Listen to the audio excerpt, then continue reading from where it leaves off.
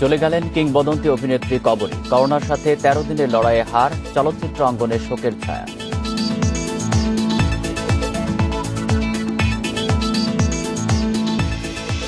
ষোলো দিনেই লক্ষাধিক করোনা রোগী শনাক্ত। লকডাউনে মানুষ বাড়ি ফেরায় আরও ৭ দিন সংক্রমণ বাড়ার শঙ্কা।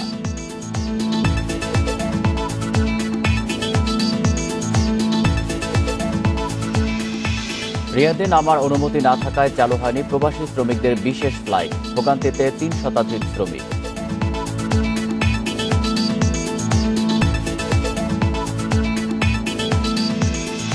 ঐতিহাসিক মুজিবনগর দিবস আজ। ৭১-এর এই দিনে শপথ নেয় মুক্তিযুদ্ধকালীন সরকার, শুরু হয় মুক্তিযুদ্ধ।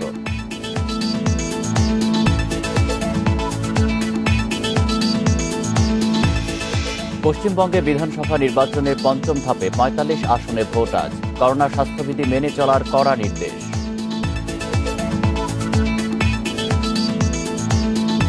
স্বাগত ইন্ডিপেন্ডেন্ট সংবাদে। আপনাদের সাথে আছি আমি আলী আশরাফ। শুনছিলেন শিরোনাম, জানাবো পুরো খবর। করোনায় মারা গেলেন সাবেক সংসদ সদস্য, চিত্রনায়িকা ও নির্মাতা সারা বেগম কবরী। করোনায় আক্রান্ত হওয়ার ১৩ দিনের মাথায় মারা যান তিনি। তার মৃত্যুতে শোক জানিয়েছেন রাষ্ট্রপতি ও প্রধানমন্ত্রী। শুক্রবার রাত ১২টা ২০ রাজধানীর শেখ রাসেল গ্যাস্ট্রোলিভার হাসপাতালে শেষ নিঃশ্বাস ত্যাগ করেন কবরী। তার বয়স হয়েছিল ৭০ বছর। কবরীর ছেলে শাকের চিশতি মায়ের মৃত্যুর খবর নিশ্চিত করেন। গত ৫ এপ্রিল করোনা পজিটিভ রিপোর্ট আসার পর কুর্মিটোলা জেনারেল হাসপাতালে ভর্তি করা হয় কবরীকে। পরে শারীরিক অবস্থার অবনতি হলে ৮ এপ্রিল নেওয়া হয় শেখ রাসেল গ্যাস্ট্রোলিভার ইনস্টিটিউট ও হাসপাতালে নিবিড় পরিচর্যা কেন্দ্র আইসিইউতে।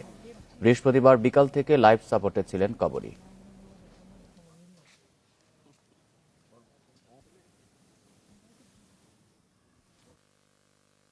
তো ১২টা ২০-এ ওনাকে ডেড ডিক্লেয়ার করা হয়েছে। আর এখন তো আমাদের ধরেন যে বুঝতে পারি না যে এত তাড়াতাড়ি যে চলে যাবে। তো আমরা জাস্ট দোয়া করবেন ওনার জন্য। আর আমরা বাধ্য চেষ্টা করব মানে করতে, মানে ডিটেলস ডিসিশন নেওয়া হয়নি, কারণ আমার ফ্যামিলি কয়েকজন ভাইরা বাইরে থাকে আর আমার আব্বার সাথেও ডিটেলস যোগাযোগ করতে হবে। করোনার কাছে হেরে গেলেন বাংলা চলচ্চিত্রের প্রিয় মুখ মিষ্টি মেয়ে সারা বেগম কবরী। ১৩ বছর বয়সে চলচ্চিত্র জগতে প্রবেশ করে অভিনয় করেন শতাধিক ছবিতে। রাজনীতিতে এসে নারায়ণগঞ্জ ৪ আসনের সংসদ সদস্য নির্বাচিত হন। গত ৫ এপ্রিল করোনা শনাক্ত হয় তার। রাজধানীর মহাখালীর শেখ রাসেল গ্যাস্ট্রোলিভার হাসপাতালে চিকিৎসাধীন অবস্থায় বৃহস্পতিবার সন্ধ্যায় নেওয়া হয় লাইফ সাপোর্টে।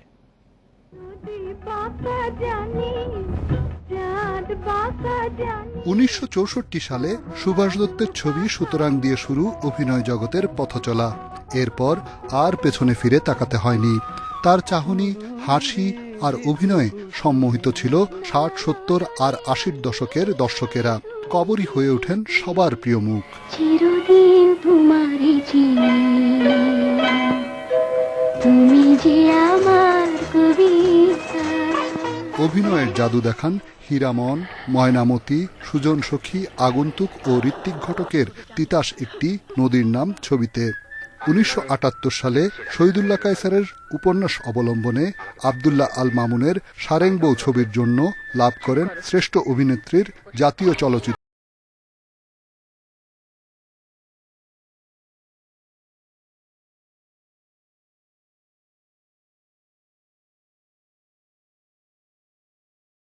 জীবনে কবরী চলচ্চিত্র ও রাজনৈতিক জীবনে পেয়েছেন সমান সাফল্য। ২০০৮ সালে সংসদ নির্বাচনে আওয়ামী লীগের টিকিটে নির্বাচিত হন সংসদ সদস্য। এবছরের ১৭ মার্চ নির্মাতা হিসেবে তার দ্বিতীয় ছবি এই তুমি সেই তুমির শুটিং শুরু করেন তিনি। এই ছবিতে গীতিকার হিসেবেও আত্মপ্রকাশ করেন কবরী। তার প্রথম নির্মিত ছায়াছবি আয়না জাতীয় চলচ্চিত্র পুরস্কারের বিভিন্ন শাখায় পুরস্কৃত হয়। পিতা শ্রীকৃষ্ণ দাস পাল আর মা লাবণ্য প্রভা পালের সন্তান মীনাপালি রূপালী পর্দায় এসে হয়ে যান কবরী। নৃত্যশিল্পের হাতেখড়ির পর সে পথ ধরেই চলে আসেন সিনেমার রূপালী জগতে। ২০১৭ সালে ২১শে বইমেলায় কবরী প্রকাশ করেন তার আত্মজীবনীমূলক বই স্মৃতিটুকু থাক। রিশাদ হুদা, ইন্ডিপেন্ডেন্ট নিউজ, ঢাকা। করোনা এই প্রথম একদিনে শতাধিক মৃত্যু দেখল দেশ। মৃত ১০১ জনের মধ্যে ৬৭ জন পুরুষ ও ৩৪ জন নারী। এদের মধ্যে 7 জন বাড়িতেই মারা গেছেন জানিয়েছে স্বাস্থ্য অধিদপ্তর। এ নিয়ে দেশে করোনায় মোট প্রাণহানি হল 10,182 জনের। 24 ঘন্টায় করোনা আক্রান্ত হয়ে সর্বোচ্চ 101 জনের মৃত্যুর পাশাপাশি নতুন রোগী শনাক্ত হয়েছে 4,417 জন। শুক্রবার স্বাস্থ্য অধিদপ্তরের বিজ্ঞপ্তিতে এ তথ্য জানানো হয়। 24 ঘন্টায় নমুনা পরীক্ষা হয়েছে 18,906টি। পরীক্ষা বিবেচনায় শনাক্তের হার 23.36%। এ পর্যন্ত দেশে মোট করোনা শনাক্ত হয়েছে 7,11,779 জনের। বিভাগ ভিত্তিক তথ্য বিশ্লেষণ করে দেখা যায় মৃতদের 59 জন ঢাকার। দ্বিতীয় সর্বোচ্চ 20 জন মারা গেছে চট্টগ্রাম বিভাগে। এছাড়া রংপুরে 6 জন, খুলনায় 5 জন, বরিশালে 4 জন, রাজশাহী ও ময়মনসিংহে 3 জন করে এবং সিলেট বিভাগে 1 জন করোনা আক্রান্ত হয়ে মারা গেছেন। জনস্বাস্থ্য বিশেষজ্ঞরা বলছেন, করোনার নতুন ধরন সব বয়সের মানুষকে আক্রান্ত করছে, তাই কেউ নিরাপদ নয়। স্বাস্থ্যবিধি না মানলে এবং অপ্রয়োজনে বাইরে বের হলে সংক্রমণ বাড়তেই থাকবে। অতিরিক্ত রোগীর চাপে ভেঙে পড়বে হাসপাতালের চিকিৎসা ব্যবস্থা। যে হারে সংক্রমণ বৃদ্ধি পাচ্ছে, প্রতিদিন যে পরিমাণ মানুষ আক্রান্ত হচ্ছে তার একটি অংশ যদি হাসপাতালে আসে, কোনোভাবেই হাসপাতাল তৈরি করে আসলে এটা সমাধান করা যাবে না। চিকিৎসক, নার্স এবং যে স্বাস্থ্যসেবা কর্মীরা রাত জেগে থাকবেন, তারা যে কোভিড আক্রান্ত মানুষগুলোকে চিকিৎসা করছেন সেই ব্যক্তির কথা ভাবেন, তার পরিবারের অবস্থার কথা ভাবেন। তাহলে বুঝবেন কেন আপনাদের ঘরে থাকা দরকার। আপনাদের ঘরে থাকতে হবে বা মাস্ক পরতে হবে শুধুমাত্র যেন আর বেশি রোগী হাসপাতালে না আসে। এদিকে একদিনে আরও সুস্থ হয়েছেন 5,694 জন। আর এ নিয়ে দেশে মোট সুস্থ হলেন 6,29,008 জন করোনা রোগী। Hasib Mahmud Shah, independent news, Dhaka. এপ্রিলে 16 দিনে দেশে 1 লাখের বেশি করোনা রোগী শনাক্ত হয়েছে, অথচ তার আগের 1 লাখ রোগী শনাক্ত হয়েছে 97 দিনে। জনস্বাস্থ্য বিশেষজ্ঞদের আশঙ্কা আরও 7 দিন বাড়তে পারে করোনা সংক্রমণ ও মৃত্যু। লকডাউন ঘোষণার পরপরই মানুষ দল বেঁধে বাড়িতে ছোটায়, এই আশঙ্কা করা হচ্ছে। দেশে করোনা সংক্রমণের 406 দিন চলছে। এখন করোনার সবচেয়ে খারাপ রূপ দেখছে দেশ। ভাইরাসের নতুন ধরনের প্রভাবে দিন দিন ভয়াবহ হচ্ছে পরিস্থিতি। দেশে এ পর্যন্ত করোনা রোগী শনাক্ত হয়েছে 7 লাখের বেশি। প্রথম 1 লাখ রোগী শনাক্ত হয়েছে 103 দিনে। পরের প্রতি লাখ রোগী শনাক্ত হয়েছে 70, 63, 55 ও 97 দিনে। আর সবশেষ 1 লাখ শনাক্ত হয়েছে মাত্র 16 দিনে। আক্রান্তের পাশাপাশি বেড়েছে শনাক্তের হারও। ফেব্রুয়ারির শেষ দিক থেকে বাড়তে বাড়তে বর্তমানে শনাক্তের হার দাঁড়িয়েছে 22-23%। চিকিৎসকেরা জানিয়েছেন, শুধু করোনা সন্দেহে পরীক্ষা হয় এমন লাভে এই হার 50 থেকে 60 ভাগ। সকল হাসপাতালের শয্যা ভরে গেছে। এই অবস্থায় যদি আরেকটু চাপ বাড়ে, এবং ইতিমধ্যে আমি শুধু আমাদের হাসপাতালে বলতে পারি যে হাসপাতালের নিচে শয্যা না পেয়ে অ্যাম্বুলেন্স থেকে নামার আগে মারা গিয়েছেন 3 জন। অতএব আমি বলছি যে দেশের মানুষকে আসলে এটা অনুধাবন করতে হবে, বিশেষত ঢাকা এবং চট্টগ্রামের মানুষকে, যে আপনাদের ঘরে থাকতে হবে, শুধুমাত্র ওই মানুষদের নিরাপত্তার কথা ভেবে। আগামীকাল কে হাসপাতালে আসবে আমরা জানি না। করোনা মোকাবিলায় 14 এপ্রিল থেকে শুরু হয়েছে কঠোর লকডাউন। এর আগে রাজধানী ছেড়েছে লাখ লাখ মানুষ। এতে করোনা সংক্রমণ আরও ছড়িয়ে যাওয়ার ঝুঁকি তৈরি হয়েছে বলে মনে করছেন রোগতত্ত্ববিদেরা। এই যে 14 তারিখে ঢাকা ছেড়ে বা বড় বড় শহর ছেড়ে যারা গ্রামে গেছেন, তারা হয়তো 1 সপ্তাহ পরে প্রতিফলিত করবেন তাদের গমনকালে তারা সংক্রমিত হয়েছিলেন কিনা। যদি হয়ে থাকেন তাহলে সেটা আমরা 1 সপ্তাহ পরে দেখতে পাবো। সুতরাং কমে যেতে থাকলেও হয়তো 1 সপ্তাহ পরে বেড়ে যেতে পারে। এপ্রিলের 16 দিনে 1,423 জন রোগী শনাক্তের পাশাপাশি মারা গেছেন 1,163 জন। সংক্রমণ ও মৃত্যুর এই পরিসংখ্যান এখন পর্যন্ত সর্বোচ্চ। Hasan Misbah, independent news, Dhaka. কঠোর লকডাউনে 4র্থ দিনের পরিস্থিতি জানাতে এবার ঢাকা ও রংপুর থেকে যোগ দিচ্ছেন আমাদের সহকর্মীরা। শুরুতেই রাজধানী মহাখালী থেকে আছেন আমাদের সহকর্মী আলামিন হোসেন। আলামিন, 4র্থ দিনের সকালবেলা মহাখালীর কি পরিস্থিতি দেখতে পাচ্ছেন লকডাউনের? 4র্থ দিনের সকালের পরিস্থিতির কথা যদি বলি, গতকালকে আমরা সাপ্তাহিক ছুটির কারণে ব্যক্তিগত গাড়ির সংখ্যা খুবই কম ছিল, কিন্তু এখন প্রায় সকাল 7:10 মতো বাজে। আমরা এই মুহূর্তে অসংখ্য সিএনজি দেখতে পাচ্ছি, যাতে একাধিক যাত্রী নিয়ে তারা আসলে চলাচল করছে। পুলিশের পক্ষ থেকে তাদের যাদেরকেই থামানোর জন্য সিগন্যাল দেওয়া হচ্ছে, আপনি নিশ্চয়ই দেখতে পাচ্ছেন তাদের প্রত্যেকেই কোনো না কোনো অজুহাত দিচ্ছেন। আবার কেউ কেউ এই যে মহাখালী বাস স্ট্যান্ডের পাশে একটি ইউলুপ করেছে সম্প্রতি, পুলিশকে দেখতে পেয়ে, পুলিশের উপস্থিতি টের পেয়ে তারা সেদিক থেকে ঘুরিয়ে চলে যাচ্ছে, এরকম একটি বিষয় আমরা দেখতে পাচ্ছি।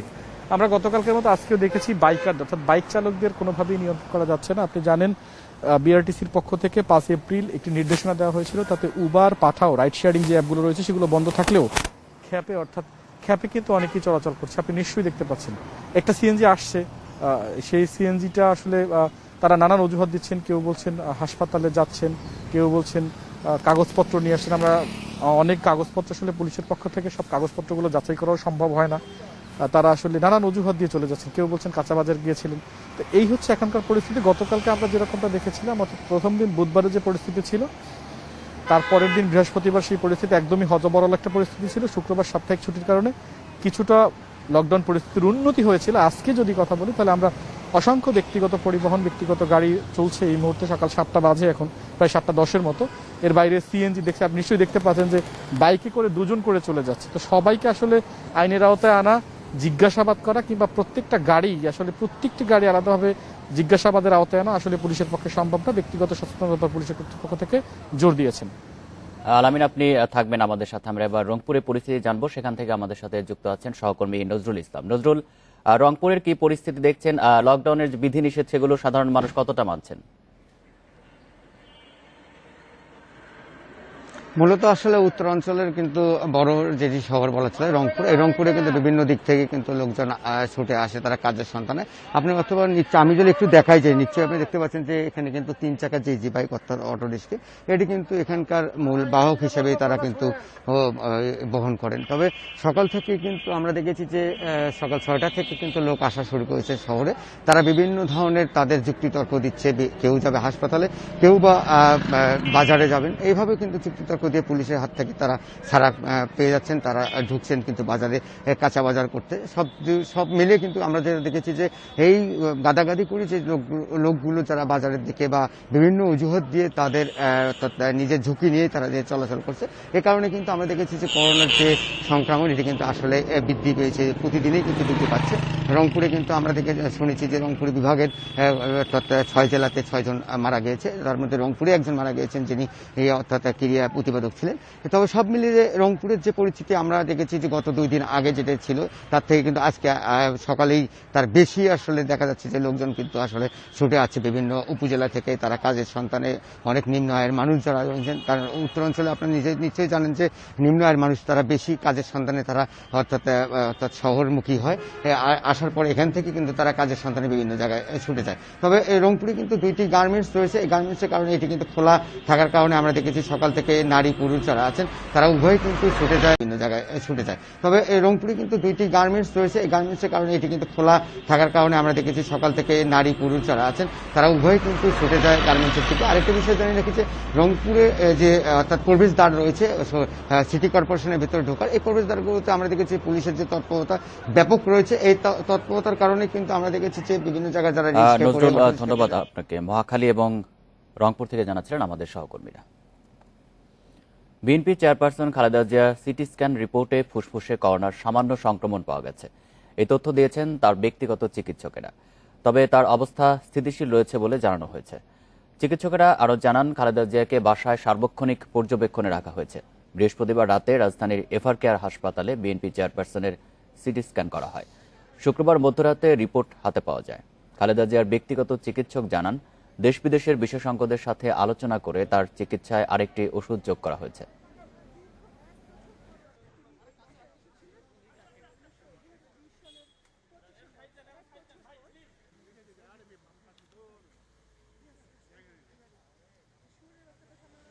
গতকাল রাতে লেট নাইটে যে রিপোর্টটা আসছে আর কি, ফাইনাল রিপোর্ট আর কি, ওখানে আমরা সিটি স্ক্যান রিপোর্ট আছে, ওরা খুবই সামান্য পরিমাণ সংক্রমণ ধরা পড়ছে করোনার পেশেন্ট। সেই জন্য একদিন গ্যাপ দিয়ে বাড়িতে মতো ব্লাড টেস্ট করা যাবে।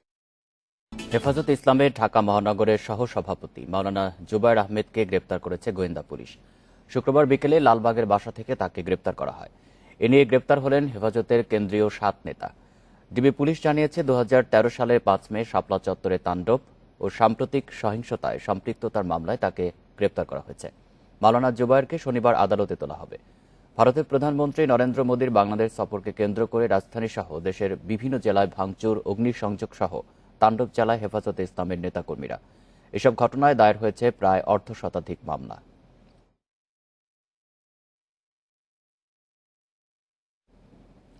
প্রায় 10 কোটি টাকা অনিয়মের অভিযোগ উঠেছে পাবনা বিজ্ঞান ও প্রযুক্তি বিশ্ববিদ্যালয়ের উপাচার্যের বিরুদ্ধে। বিশ্ববিদ্যালয়ের অডিট রিপোর্টে তার বিরুদ্ধে এসেছে বাড়ি ভাড়া ফাঁকি, ক্রয়ে অনিয়ম সহ নানা দুর্নীতির তথ্য। অভিযোগ আছে ভর্তি ও নিয়োগ বাণিজ্য করে অর্থ উপার্জনের। এসব ঘটনার তদন্ত করছে দুদক ও ইউজিসি। পাবনা বিজ্ঞান ও প্রযুক্তি বিশ্ববিদ্যালয়ের 4 বিঘা জমির উপর নির্মিত এই বাড়িতে থাকেন উপাচার্য এম রোস্তম আলী। নিয়ম অনুযায়ী বেতনের 45% হিসেবে বাড়িটির মাসিক ভাড়া 31,200 টাকা দেওয়ার কথা তার, কিন্তু বাড়িটিকে রেস্ট হাউস ঘোষণা করে তিনি মাসে প্রদান করেন মাত্র 3,875 টাকা। প্রকল্পের জন্য নির্ধারিত গাড়ি না কিনে অন্য গাড়ি কেনার সিদ্ধান্ত দেন তিনি। আবার সেই গাড়ি ব্যক্তিগত কাজে 2 বছর ব্যবহারের পর বাতিল করে কেনেন কোটি টাকার অন্য গাড়ি। এছাড়া ভর্তি ও শিক্ষক নিয়োগ বাণিজ্য, কর্মচারীদের বেতন বিলের নামে ভুয়া রসিদ বানিয়ে অর্থ আত্মসাতের অভিযোগও উঠেছে অধ্যক্ষের বিরুদ্ধে। অনেকগুলো ক্ষেত্রে এত বেশি অনিয়ম এবং আমরা প্রায় 20 কোটি টাকার অডিট আপত্তির যে বিষয়টি আমরা দেখেছি। দীর্ঘ সময় আমার অধ্যাপক পদের পদোন্নতিও কিন্তু আটকে রেখেছেন এবং অন্তত 10টা শোকজ করেছেন আমাকে। এসব বিষয়ে যোগাযোগ করলে সব অভিযোগ মিথ্যা বলে দাবি করেন উপাচার্য। কিছু মানুষ আক্রোশের কারণে এসব কথা ছড়াচ্ছে বলেন তিনি। সরকারি অডিট যদি বলে যায় বাসা ভাড়া ফেরত দিতে হবে, ফেরত দিয়ে দেবো। গাড়ি ব্যাপারে ওরকম যদি বলে যে সরকার যে গাড়ি ফেরত দিতে হবে, ফেরত দিয়ে দেবো। আমার কোনো অসুবিধা নাই। বিশ্ববিদ্যালয় যেভাবে চলেছে আগে সেটা যদি চলতে দিতাম তাহলে এটা কিছুই হতো না। তাদেরকে ওইভাবে চলতে দিচ্ছি না দেখেই তো আমার উপরে এরকম আক্রোশ। এদিকে বিশ্ববিদ্যালয়ের সরকারি অডিটেও উঠে এসেছে উপাচার্যের বিরুদ্ধে নানা অনিয়ম দুর্নীতির চিত্র। অভিযোগ তদন্ত করতে গত 28 জানুয়ারি কাজ শুরু করে দুদকের 3 সদস্যের দল। ওদের ইন্টারনাল তদন্ত করছে ইউনিভার্সিটি গ্রান্ট কমিশন। করার প্রেক্ষিতে অনেক ধরনের অনিয়ম এবং দুর্নীতির তারা তথ্য পাইছে, সেগুলা অভিযোগ আকারে আমাদের কাছে পাঠাইছে। সেটার ভিত্তিতে আমরা এটা তদন্ত করতে পারি বিস্তারিতভাবে। উপাচার্যের বিরুদ্ধে দুর্নীতি তদন্তের নির্দেশ দিয়েছে শিক্ষা মন্ত্রণালয়ও। বিশ্ববিদ্যালয় মঞ্জুরি কমিশন সদস্য প্রফেসর ডক্টর আবু তাহেরকে আহ্বায়ক করে গঠিত হয়েছে 3 সদস্যের কমিটি। Independent news desk. Nazrul Islam Naim ও আশরাফি সিদ্দিকা দম্পতি। আশরাফি নিজেকে পরিচয় দেন দুদক কমিশনারের পিএস হিসেবে। বিভিন্ন ব্যবসা প্রতিষ্ঠানে ফোন করে নিজের স্বামী নাইমকে কমিশনার বলে ফোনে ধরিয়ে দেন। এরপর নাইম দুদকের বাৎসরিক ম্যাগাজিন দুদক বার্তায় চান বিজ্ঞাপন। এভাবে কমপক্ষে 30 প্রতিষ্ঠানের কাছে থেকে লাখ লাখ টাকা হাতিয়েছেন তারা। সম্প্রতি তাদের গ্রেপ্তার করেছে ডিবি। ফারদিন অ্যাক্সেসরিজের জিএম এম রহমান আপনের কাছে দুদক কর্মকর্তা পরিচয়ে ফোন আসে। প্রস্তাব দেয়া হয় ম্যাগাজিনে বিজ্ঞাপন দিতে। ইমেইলে দুদকের প্যাডে আবেদনও পাঠানো হয়। আদায় করে নেওয়া হয় 40,000 টাকা। ফুল পেজের জন্য 40,000 টাকা দেওয়া লাগবে। তখন আমি আবার ম্যানেজমেন্টকে জানানোর পর ম্যানেজমেন্ট বলল ঠিক আছে, চাচ্ছে পুরো পেজ দিয়ে দাও। 26শে মার্চের দিন বই বেরোবে আমাদেরকে এসে নিয়ে কালেক্ট করার জন্য। তারপর আর কোনো যোগাযোগ করেনি আমাদের সাথে। ফারদিন ছাড়াও নাভানা আরকে সিরামিকের মতো একাধিক প্রতিষ্ঠানের অভিযোগ পায় গোয়েন্দা পুলিশ। অভিযান চালিয়ে গ্রেপ্তার করা হয় অভিযুক্ত দম্পতি নজরুল ইসলাম নাইম ও আশরাফি সিদ্দিকাকে। গ্রেপ্তার নাইম নটরডেম কলেজ থেকে এইচএসসি ও ঢাকা বিশ্ববিদ্যালয় থেকে অনার্স শেষ করে 2014 সালে একটি বিজ্ঞাপন সংস্থা খোলেন। তিনি জানান 2017 সালে নাভানা গ্রুপে বিজ্ঞাপন চাইলে তাকে অপমান করা হয়। এর প্রতিশোধ নিতেই পত্রিকায় দুদকের ম্যাগাজিনের বিজ্ঞাপন দেখে নিজেই দুদক কর্মকর্তা সেজে প্রতারণা শুরু করেন। প্যাড তৈরি করে দুদকের জন্য বিজ্ঞাপন চাইতাম, ঠিক আছে, ওটাতে উল্লেখ করে দিতাম যে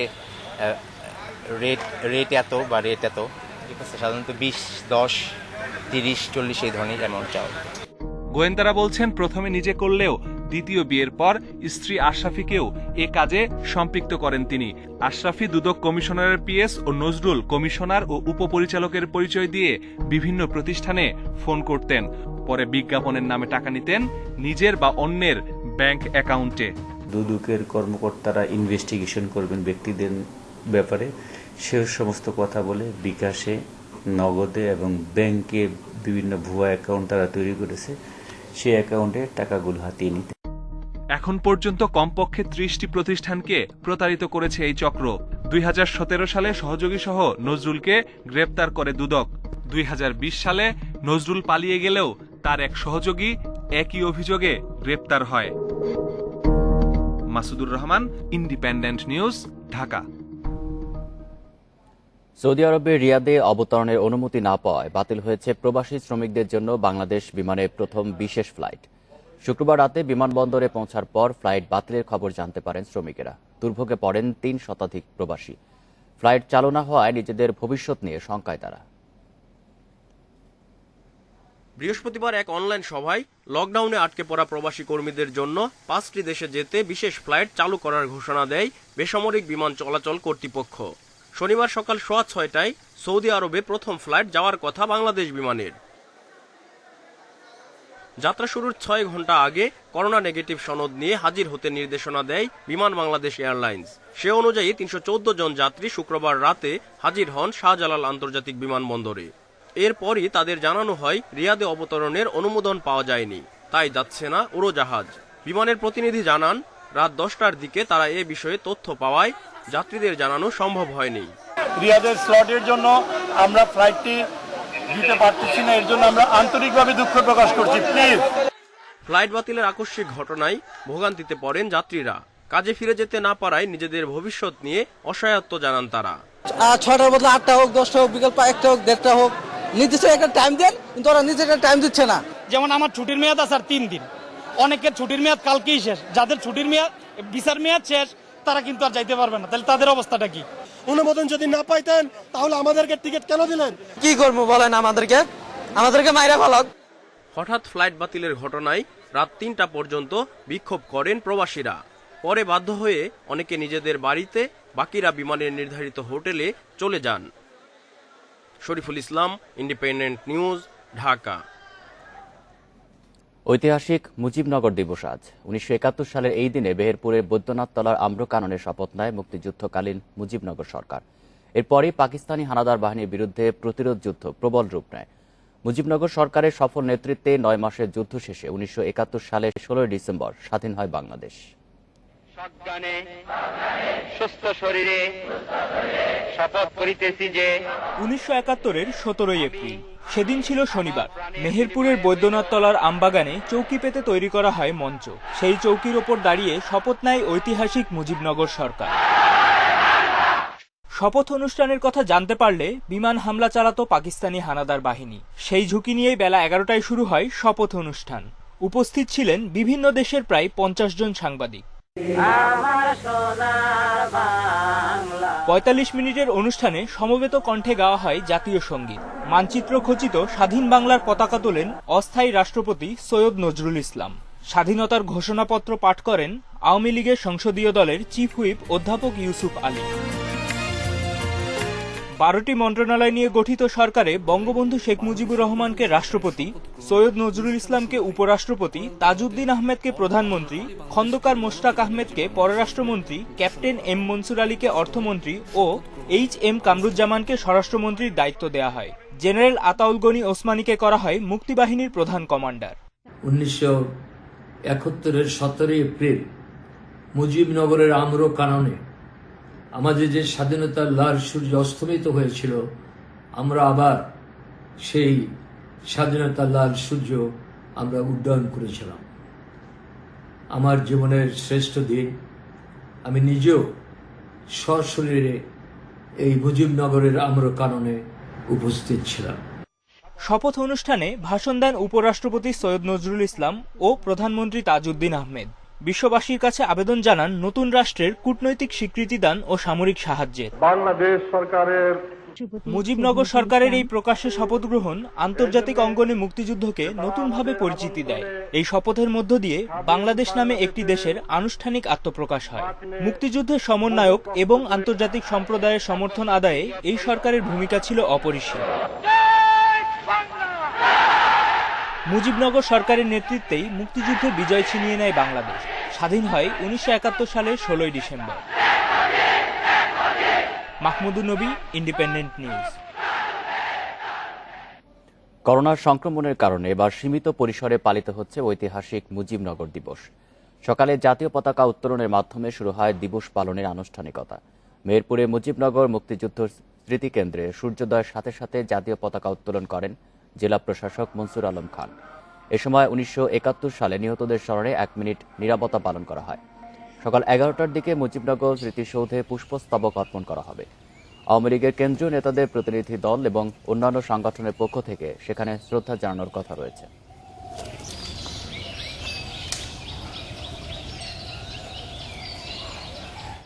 করোনা সংক্রমণ বাড়তে থাকায় রাজধানীর চকবাজারে এবারও বসেনি ইফতার বাজার। ফুটপাতে কিছু দোকান বসলেও লকডাউন চলায় ততটা সাড়া মেলেনি।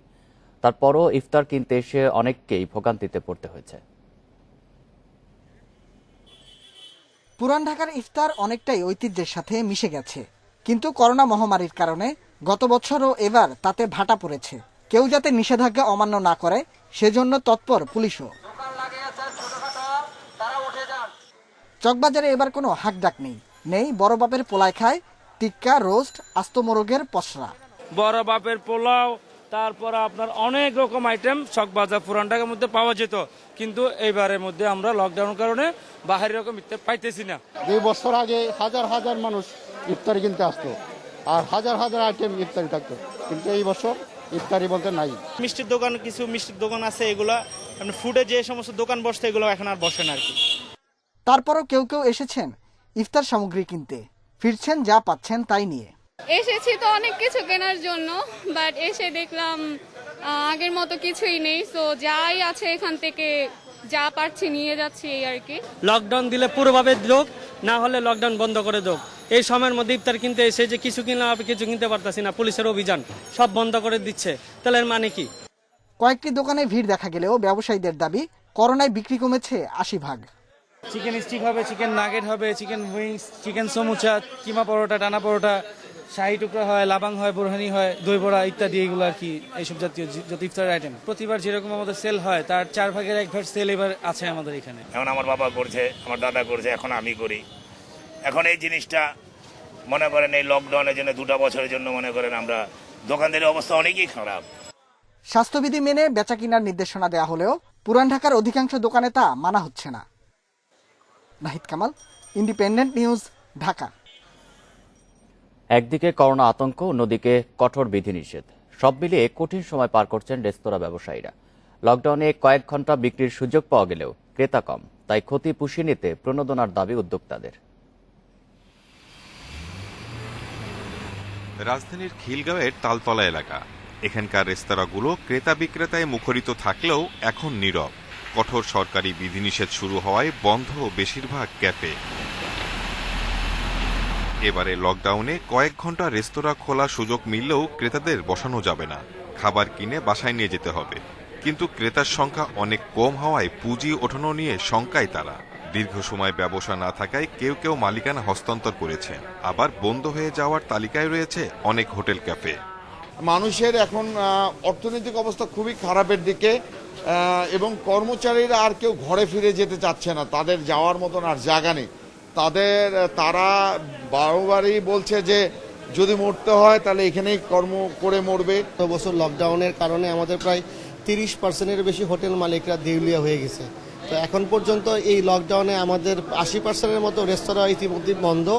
ব্যবসায়ীদের মতে হোটেল ব্যবসায় করোনার প্রভাব সরাসরি। গতবারের লকডাউনের প্রভাব এখনও কাটিয়ে ওঠা যায়নি।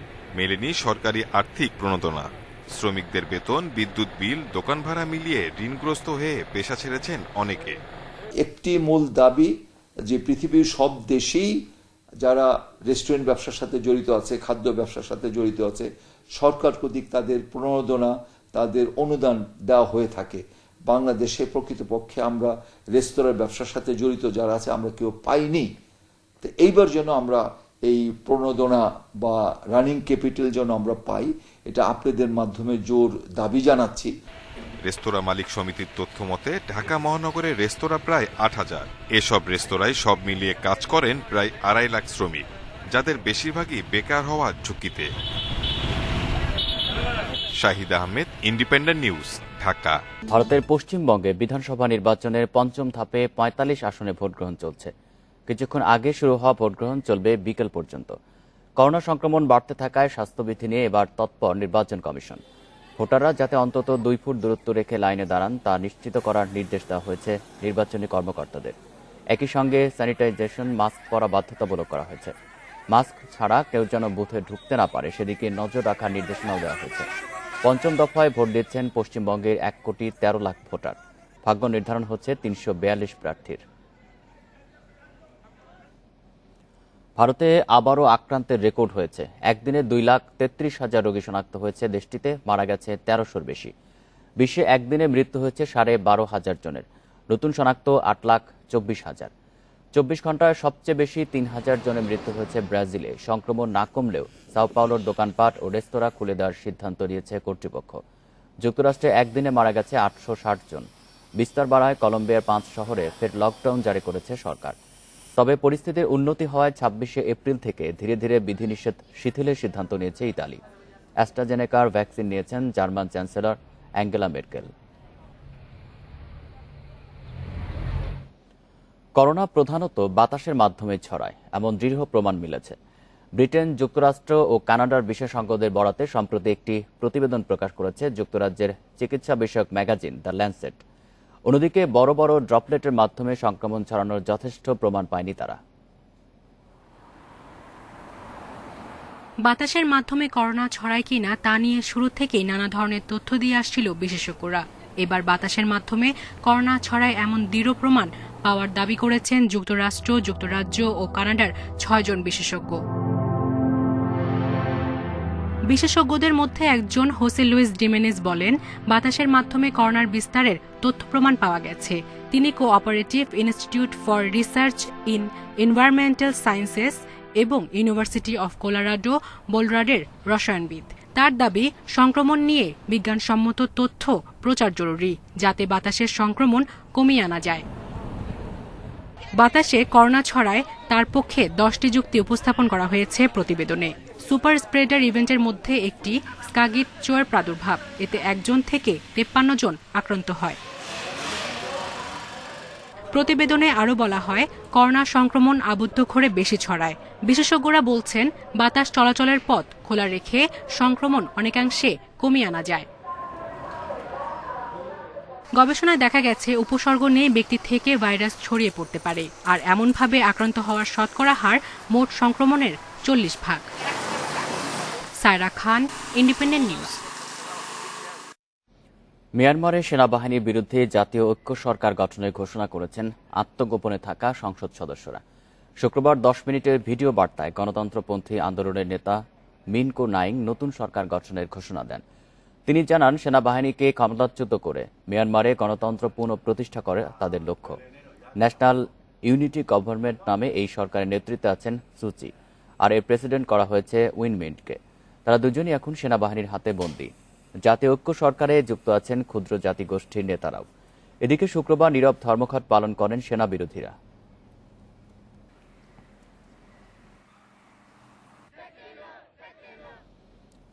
শ্রীলঙ্কা সফরে দ্বিতীয় দিনে অনুশীলন করেছে বাংলাদেশ দল। আজ নিজেদের মধ্যে দুদিনের প্রস্তুতি ম্যাচ শুরু। লঙ্কার কন্ডিশনের সুবিধা নিতে চান স্পিনার মেহেদী হাসান মিরাজ। জানিয়েছেন, টেস্টে সাম্প্রতিক ব্যর্থতা ঘুচাতে সাহস রাখছে টিম টাইগার্স। লঙ্কায় ১০০তম টেস্ট জয়ের স্মৃতি বড় প্রেরণা মিরাজদের জন্য। উইন্ডিজের বিপক্ষে লজ্জাজনক হারের পর লঙ্কা মিশনে জয়ে ফেরা চ্যালেঞ্জ। শ্রীলঙ্কার বিপক্ষে সবশেষ সিরিজে দারুণ সুখস্মৃতি আছে বাংলাদেশের। ১০০তম টেস্টে রোমাঞ্চকর জয় ওদের বিপক্ষে। দেশের বাইরে ওটাই এখন পর্যন্ত সবশেষ টেস্ট জয়। ঘুরে দাঁড়ানোর মিশনে অতীত থেকে অনুপ্রেরণা নিতে চায় বাংলাদেশ। শ্রীলঙ্কাতে যতবারই খেলেছি আমরা কিন্তু খুব ভালো ক্রিকেট খেলেছি। ওদের সাথে কিন্তু আমরা মনে করেন যে অনেক পিছাই নেই, যে ওদের মাটিতে লাস্ট 3-4 বছর আমরা যে খেলেছি ওদের মাটিতে। বাট আমার কাছে মনে হয় যে আমরা যদি সেম কমিটমেন্ট থাকে এবং আমরা যদি সেম ইন্টেন্সিটি দিতে পারি, তাহলে আমার কাছে মনে হয় যে না, আমরা ভালো কিছু করতে পারবো। পাল্লেকেলের স্পোর্টিং উইকেট স্পিনারদের আত্মবিশ্বাসী করছে। লাইন লেংথে নিয়ন্ত্রণ রেখে ঠিক জায়গায় বল ফেলা বড্ড জরুরি। দলের শক্তিশালী ডিপার্টমেন্ট অবশ্য উইন্ডিজ সিরিজে হতাশ করেছে। এবার ওদের প্রতিদান দেয়ার পালা। স্পিনারদের জন্য লাইন এবং লেনটা খুব ইম্পর্টেন্ট শ্রীলঙ্কার মাটিতে, কারণ এখানে উইকেটটা খুব ভালো থাকে। আর আমি মনে করি যে হয়তো 1-2 দিন ওইরকম নাও কাজ করতে পারে, বাট যখন 3-4 দিন চলে যাবে তখন কিন্তু উইকেটে হেল্প থাকে। বাট আমার কাছে মনে হয় যে ওই অ্যাডভান্টেজটা আমরা স্পিনাররা নিতে পারি। ভেটরির সাথে পার চুকে গেছে লঙ্কা সফরে স্পিন কোচের দায়িত্বে সোহেল ইসলাম। শৈশবের কোচকে কাছে পেয়ে উচ্ছ্বসিত তাইজুল মিরাজরা। লঙ্কায় সাফল্য পেতে গুরুকে পাশে চান স্পিনাররা। Saiful Majumdar, independent news. সংবাদ শেষ করব, তার আগে শিরোনামগুলো জানিয়ে দেব আরও একবার। চলে গেলেন কিংবদন্তি অভিনেত্রী কবরী। করোনার সাথে 13 দিনের লড়াইয়ের হার, চলচ্চিত্র অঙ্গনে শোকের ছায়া।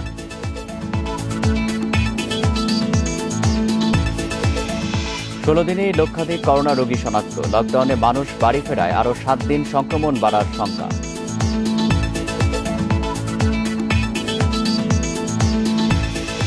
রিয়াদে নামার অনুমতি না থাকায় চালু হয়নি প্রবাসী শ্রমিকদের বিশেষ ফ্লাইট। ভোগান্তিতে 3 শতাধিক শ্রমিক।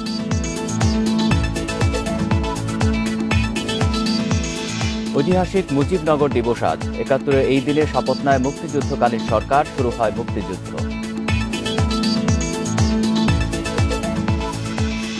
পশ্চিমবঙ্গে বিধানসভা নির্বাচনে ৫ম ধাপে ৪৫ আসনে ভোট চলছে। করোনা স্বাস্থ্যবিধি মেনে চলার কড়া নির্দেশ।